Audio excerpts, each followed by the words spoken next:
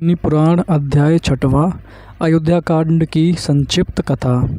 नारद जी कहते हैं, भरत के ननिहाल चले जाने पर लक्ष्मण जी की सहित श्री रामचंद्र जी ही पिता माता आदि की सेवा सत्कार में रहने लगे।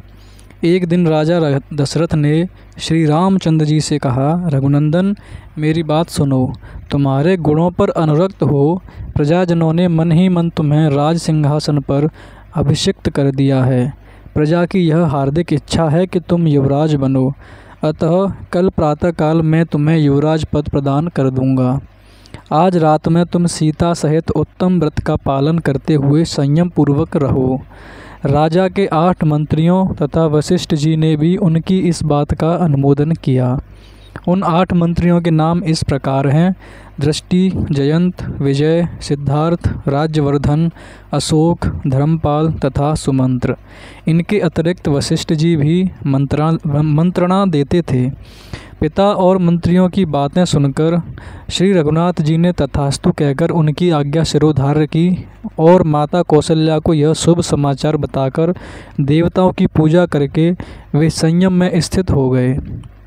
उधर महाराज दशरथ वशिष्ठ आदि मंत्रियों को यह कहकर कि आप लोग श्री रामचंद्र के राज्याभिषेक की सामग्री जुटाएं, कैकई के भवन में चले गए। कैकई के मंथरा नामक एक दासी थी जो बड़ी दुष्टा थी।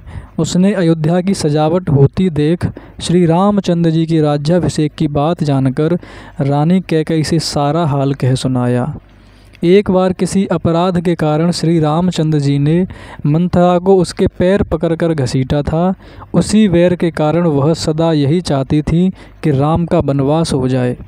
मंथरा बोली, कैकई तुम उठो, राम का राज्याभिषेक होने जा रहा है।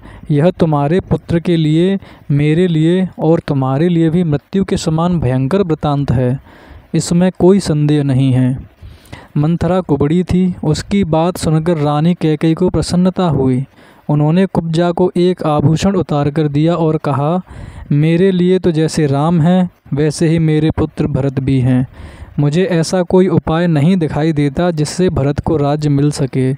मंथरा ने उस हार को फेंक दिया और कुपित होकर कैकई से कहा। मंथरा बोली, ओ नादान, तू भरत को, अपने को और मुझे भी राम से बचा। कल राम राजा होंगे, फिर राम के पुत्रों को राज्य मिलेगा। कैकई, अब राजवंश भरत से दूर हो जाएगा। मैं भरत को राज्य दिलाने का एक उपाय बताती हूँ। पहले की बात है, देवासुर संग्राम में शंबरासुर ने देवताओं को मार भगाया था। तेरे स्वामी भी उस युद्ध में गए थे। उस समय तूने अपनी विद्या से रात में स्वामी की रक्षा की थी। इसके लिए महाराज ने तुझे 2 वर देने की प्रतिज्ञा की थी। इस समय उन्हीं दोनों वरों को उनसे मांग। एक वर के द्वारा राम का 14 वर्षों के लिए वनवास और दूसरे के द्वारा भरत का युवराज पद पर अभिषेक मांग ले। राजा इस समय वे दोनों वर दे देंगे। इस प्रकार मंथरा के प्रोत्साहन देने पर कैकई अनर्थ में ही अर्थ की सिद्धि देखने लगी और बोली, कुब्जे तूने बड़ा अच्छा उपाय बताया है। राजा मेरा मनोरथ अवश्य पूर्ण करेंगे। ऐसा कहकर वह कोप भवन में चली गई और पृथ्वी पर अचेत सी होकर पड़ी रही। उधर महाराज दशरथ ब्राह्मण आदि का पूजन करके जब कैकई के भवन में आए तो उसे रोष में भरी हुई देखा। तब राजा ने पूछा, सुंदरी तुम्हारी ऐसी दशा क्यों हो रही है? तुम्हें कोई रोग तो नहीं सता रहा है अथवा किसी भय से व्याकुल तो नहीं हो? बताओ क्या चाहती हो? मैं अभी तुम्हारी इच्छा पूर्ण करता हूँ। जिन श्री राम के बिना मैं क्षण भर भी जीवित नहीं रह सकता, उन्हीं की शपथ खाकर कहता हूँ तुम्हारा मनोरथ अवश्य पूर्ण करूँगा। सच सच बताओ क्या चाहती हो? कैकई बोली, राजन यदि आप मुझे कुछ देना चाहते हैं तो अपने सत्य की रक्षा के लिए पहले के दिए हुए 2 वरदान देने की कृपा करें। मैं चाहती हूँ राम 14 वर्षों तक संयम पूर्वक वन में निवास करें और इन सामग्रियों के द्वारा आज ही भरत का युवराज पद पर अभिषेक हो जाए। महाराज यदि ये दोनों वरदान आप मुझे नहीं देंगे तो मैं विष पीकर मर जाऊंगी। यह सुनकर राजा दशरथ वज्र से आहत हुए की भांति मूर्छित होकर भूमि पर गिर पड़े। फिर थोड़ी देर में चेत होने पर उन्होंने कैकई से कहा। दशरथ बोले, पाप पूर्ण विचार रखने वाली कैकई, तू समस्त संसार का अप्रिय करने वाली है। अरे मैंने या राम ने तेरा क्या बिगाड़ा है जो तू मुझसे ऐसी बात कहती है। केवल तुझे प्रिय लगने वाला यह कार्य करके मैं संसार में भली भांति निंदित हो जाऊंगा। तू मेरी स्त्री नहीं, काल रात्रि है। मेरा पुत्र भरत ऐसा नहीं है। पापिनी, मेरे पुत्र के चले जाने पर जब मैं मर जाऊंगा तो तू विधवा होकर राज्य करना। राजा दशरथ सत्य के बंधन में बंधे थे। उन्होंने श्री रामचंद्र जी को बुलाकर कहा, बेटा, कैकई ने मुझे ठग लिया। तुम मुझे कैद करके राज्य को अपने अधिकार में कर लो, अन्यथा तुम्हें वन में निवास करना होगा और कैकई का पुत्र भरत राजा बनेगा। श्री रामचंद्र जी ने पिता और कैकई को प्रणाम करके उनकी प्रदक्षिणा की और कौशल्या के चरणों में मस्तक झुकाकर उन्हें सांत्वना दी। फिर लक्ष्मण और पत्नी सीता को साथ ले ब्राह्मणों, दीनों और अनाथों को दान देकर सुमंत्र सहित रथ पर बैठकर वे नगर से बाहर निकले। उस समय माता पिता आदि शोक से आतुर हो रहे थे। उस रात में श्री रामचंद्र जी ने तमसा नदी के तट पर निवास किया। उनके साथ बहुत से प्रवासी भी गए थे। उन सबको सोते छोड़कर वे आगे बढ़ गए। प्रातःकाल होने पर जब श्री रामचंद्र जी नहीं दिखाई दिए तो नगर निवासी निराश होकर पुनः अयोध्या लौट आए। श्री रामचंद्र जी के चले जाने से राजा दशरथ बहुत दुखी हुए। वे रोते रोते कैकई का महल छोड़कर कौशल्या के भवन में चले आए। उस समय नगर के समस्त स्त्री पुरुष और रनवास की स्त्रियां फूट फूट कर रो रही थीं। श्री राम जी ने चीर वस्त्र धारण कर रखा था। वे रथ पर बैठे बैठे श्रृंगवेरपुर जा पहुँचे। वहाँ निषादराज गुह ने उनका पूजन स्वागत सत्कार किया। श्री रघुनाथ जी ने इंगुदी वृक्ष की जड़ के निकट विश्राम किया। लक्ष्मण और गुह दोनों रात भर जागकर पहरा देते रहे। प्रातःकाल श्री राम ने रथ सहित सुमंत्र को विदा कर दिया तथा स्वयं लक्ष्मण और सीता के साथ नाव से गंगा पार हो वे प्रयाग में गए। वहाँ उन्होंने महर्षि भरद्वाज को प्रणाम किया और उनकी आज्ञा से वहाँ से चित्रकूट पर्वत को प्रस्थान किया। चित्रकूट पहुँचकर उन्होंने वास्तु पूजा करने के अनंतर पर्णकुटी बनाकर मंदाकिनी के तट पर निवास किया। रघुनाथ जी ने सीता को चित्रकूट पर्वत का रमणीय दृश्य दिखलाया। इसी समय एक कौए ने सीता जी के कोमल श्री अंग में नखों से प्रहार किया। यह देख श्री राम ने उसके ऊपर सींक के अस्त्र का प्रयोग किया। जब वह कौआ देवताओं का आश्रय छोड़कर श्री रामचंद्र जी की शरण में आया तब उन्होंने उसकी केवल एक आँख नष्ट करके उसे जीवित छोड़ दिया।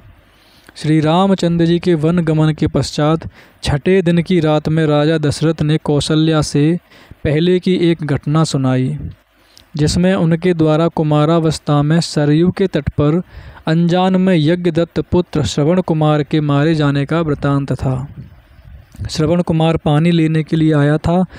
उस समय उसके घड़े के भरने से जो शब्द हो रहा था उसकी आहट पाकर मैंने उसे कोई जंगली जंतु समझा और शब्द भेदी बाण से उसका वध कर डाला।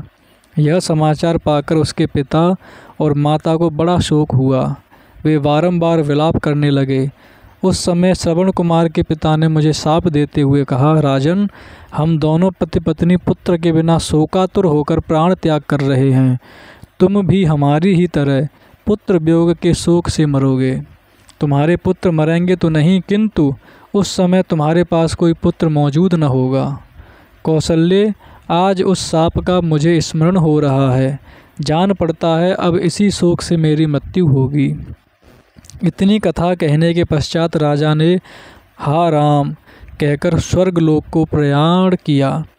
कौशल्या ने समझा महाराज शोक से आतुर हैं, इस समय नींद आ गई होगी। ऐसा विचार करके वे सो गईं। प्रातःकाल जगाने वाले सूत, मागध और बंदीजन सोते हुए महाराज को जगाने लगे, किंतु वे न जगे। तब उन्हें मरा हुआ जान रानी कौशल्या हाय मैं मारी गई कहकर पृथ्वी पर गिर पड़ी।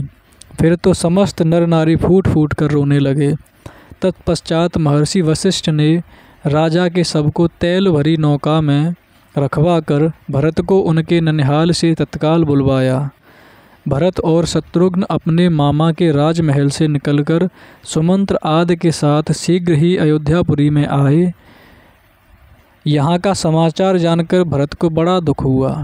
कैकेयी को शोक करती देख उसकी कठोर शब्दों में निंदा करते हुए बोले, अरे तूने मेरे माथे कलंक का टीका लगा दिया, मेरे सिर पर अपयश का भारी बोझ लाद दिया। फिर उन्होंने कौशल्या की प्रशंसा करके तेलपूर्ण नौका में रखे हुए पिता के शव का सरयू तट पर अंत्येष्टि संस्कार किया। तदनंतर वशिष्ठ आदि गुरुजनों ने कहा, भरत अब राज्य ग्रहण करो। भरत बोले, मैं तो श्री रामचंद्र जी को ही राजा मानता हूँ, अब उन्हें यहाँ लाने के लिए मैं वन में जाता हूँ। ऐसा कहकर वे वहाँ से दल बल सहित चल दिए और श्रृंगवीरपुर होते हुए प्रयाग पहुँचे। वहाँ महर्षि भरद्वाज ने उन सबको भोजन कराया। फिर भरद्वाज को नमस्कार करके वे प्रयाग से चले और चित्रकूट में श्री राम एवं लक्ष्मण के समीप आ पहुँचे। वहाँ भरत ने श्री राम से कहा, रघुनाथ जी, हमारे पिता महाराज दशरथ स्वर्गवासी हो गए, अब आप अयोध्या में चलकर राज्य ग्रहण करें। मैं आपकी आज्ञा का पालन करते हुए वन में जाऊंगा। यह सुनकर श्री राम ने पिता का तर्पण किया और भरत से कहा, तुम मेरी चरण पादुका लेकर अयोध्या लौट जाओ, मैं राज्य करने के लिए नहीं चलूँगा। पिता के सत्य की रक्षा के लिए चीर एवं जटा धारण करके वन में ही रहूँगा। श्री राम के ऐसा कहने पर सदल बल भरत लौट आए और अयोध्या छोड़कर नंदीग्राम में रहने लगे। वहाँ भगवान की चरण पादुकाओं की पूजा करते हुए वे राज्य का भली भांति पालन करने लगे। इस प्रकार आदि आग्नेय महापुराण में रामायण कथा के अंतर्गत अयोध्या कांड की कथा का वर्णन नामक छठा अध्याय पूरा हुआ। जय श्री राम, जय श्री भरत भगवान।